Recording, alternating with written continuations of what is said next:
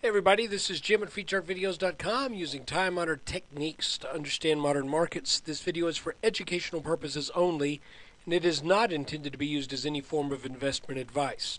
I can draw lines on charts, but you have to draw your own conclusions from your own due diligence and make investment decisions that are suitable for your financial situation. And for probably the 200 something time, just got to tell you, I'm not a licensed professional. I'm just a guy that draws lines on charts. Okay, first we're looking at a 2-day chart of the S&P 500, and I just want to take a look at this chart real briefly to show you just the incredible volatility that the markets have had for the past, almost 2 months now. Back last summer of 2010, there was also a lot of volatility, but it's almost like back in summer of 2010, we'd have a couple of weeks that were down, then we'd have a month that was up, then we'd have 3 weeks that were down, and then the markets overcame this neckline on this inverse head and shoulders pattern, and we went up. But what's been going on here is more akin to what we saw back here, before the market made its real bottom, and that is you're down big 2 days, 3 days, 4 days, then you're up big, then you're down big, then you're up big, then you're down, and gosh, I mean, it's like this is really difficult to get a handle on what's happening in the short term. Well, we're going to take a look at this area in a little bit more detail as well. The other thing I want to show you on this chart is that if we work off the very bottom of the market here on 3.9 and we draw ourselves a trend line, you can see that once that line broke, we got a back test of that line, and then once that could not, it tried for a second time to do it, and that was when that right shoulder of this head and shoulders top broke down into the pattern that we are now in.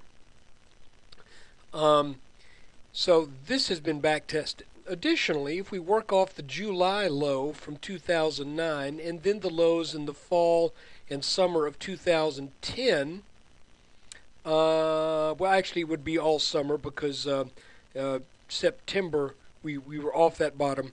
But so the lows of the summer of 2009 and the summer of 2010, the trend line that is drawn underneath these lows, we are under that. Now, if you believe in trend lines and how they tend to work out, that means that we are in all likelihood almost certainly never to get up to this line again. I mean, look at how steep it is. That would be even if we weren't under this line, that would be an unrealistic expectation. The markets would have to rally 38% in the next 2 weeks for us to do that, and that's not going to happen. Also, well, 35%. Also, this line, trend lines tend, once they are broken, once those lines that were once support have a tendency to then act as resistance. So here, support, support, support, breaks, resistance, resistance, can't even quite make it up for that next test, and we're just really getting whipsawed around in this pattern. Guys, my hunch is, and I don't have anything right now but the hunch thing going, but I got to share it with you. My hunch is this pattern breaks down, and we head down out of it. That's my pretty strong hunch, and it's based upon the trend line where we are. We are underneath this line right here.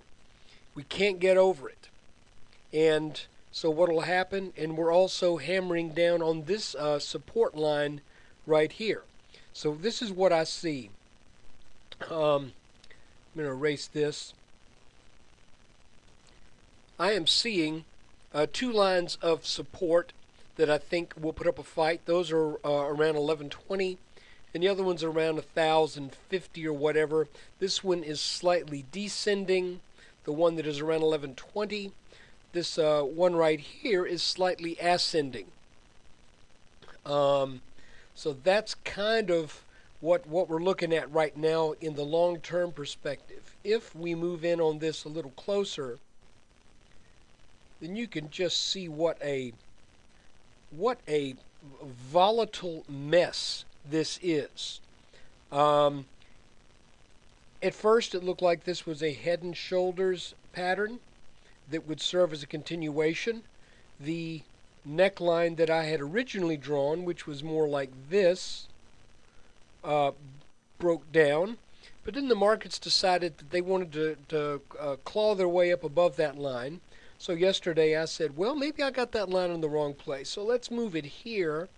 And even that line was taken out today. However, I did see yet another internal resistance line off of this peak, and this peak, and that was where the markets were turned back today. And also bounced on this bottom line. So all of this to say that these trend lines inside this pattern are working. They are telling us something. We can see that we have 1, 2, 3, and now 4. It didn't quite make it today, but 4 touches on this line. We have 1, 2, 3, 4, 5 touches on this ascending line. And then finally on this top line we have 1, 2 touches. So we've got this support line down here with 1, 2, 3, broke a little bit, broke big, back over it.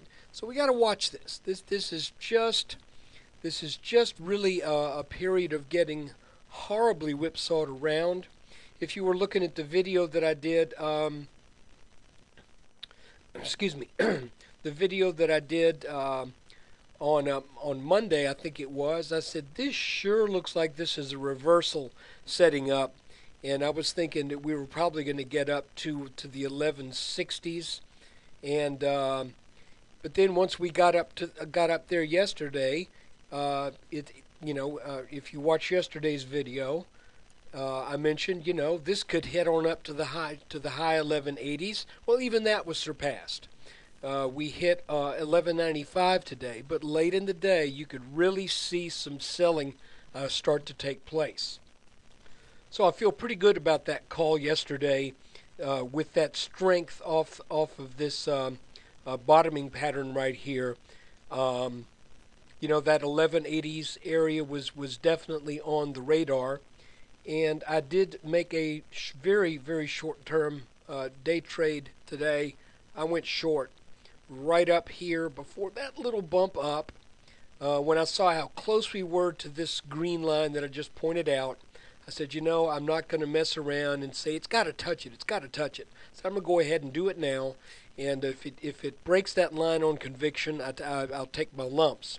So I shorted here. And I ended up covering just about probably about 5 minutes before the close when the S&P was up about 10 points. So that was in a 3x bear fund and ended up making 6% on the relatively small position in that fund. But hey, it was certainly worth doing.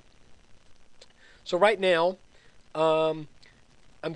as we look at just these few days, I want to point out resistance, support, support, support. So all of that to say the markets are once again in this volatile no man's land, in this mess of being whipsawed around every few days or so. At some point, this will give way. My hunch is that it gives way to the downside, because that's where this all got started. Think of it like this is the motion that got this spring going, and I believe that motion will be the end result as well. It's just that we're getting kicked around in here just a little bit as the market tries to sort out some direction. I believe the prevailing direction that led to the formation of all of this mess will be the outcome. However, if it's not, we have to be willing to accept that, and I believe that would be the point at which I would say this is if this is not going to resolve downwards would be if the markets were to rally significantly over the neckline of this head and shoulders top. And I'm not really expecting that. If we get up here, see, here's that rising line that I told you about off the summer bottoms of 2009, 2010. I don't think it's going to get over that. What I think could happen, and this is just looking ahead, is that late in the year, if this does resolve up, then I think it would do so to where we tag this area up in the medium high 1200s, maybe around year's end. But I'm not. That's not really what I'm thinking would happen at this point. I'm thinking this is a bear flag once again. It's just got a very kind of peculiar shape to it that's making it difficult to make these day-by-day calls. But take a look at that.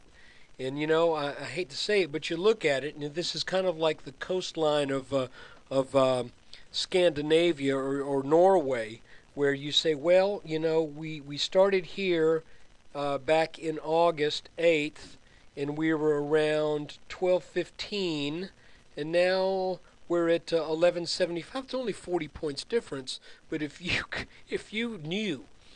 had a chart that told you what all this was going to be, there's a huge amount of coastline, shall we say, in this pattern.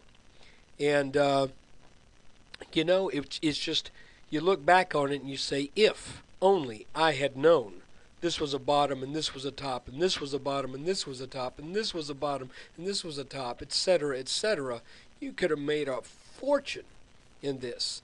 To be honest with you, I doubt anybody is really able to play all of this. I know I have not been able to. Some things have worked out pretty well. I've you know, saw these tops here, here, and here, but you know, as a whole pattern, this has been really tough to get a handle on.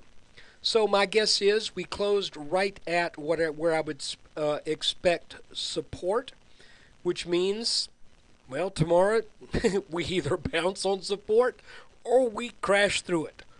Who knows? I don't know. So anyway, good luck to you. Eventually this will all get resolved and we'll start getting something that's got a little bit more of a predictable move to it. But for right now, this is what it is, and we do what we can. And I'm just following the lines, and where I see one bust, I'm making a move. Take care. Thanks for watching. Please come visit us at freechartvideos.com, where we use time-honored techniques to understand modern markets. After this weekend, it will be sp500chart.com. And please read on the website about some of the changes that are going to be made. Take care. Thanks.